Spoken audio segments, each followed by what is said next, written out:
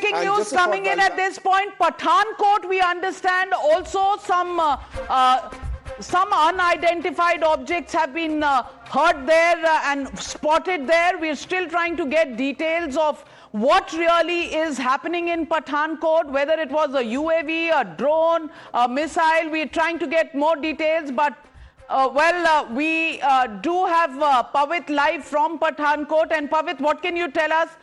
What's happening in Pathankot?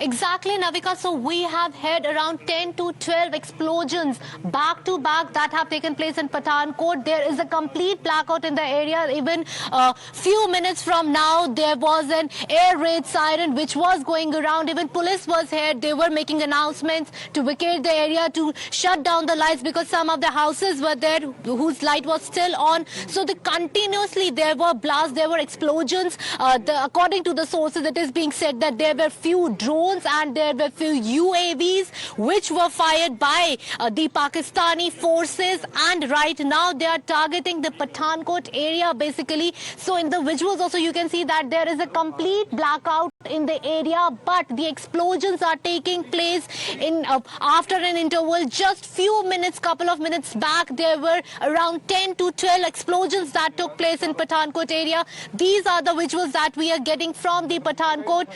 This is the epicenter of the Pathankot where we are standing right now, and you can see that there is complete blackout in the city, but there the explosions are taking place after an interval again and again. Before that, before these 10 to 12 explosions, there were around 5 explosions which took place.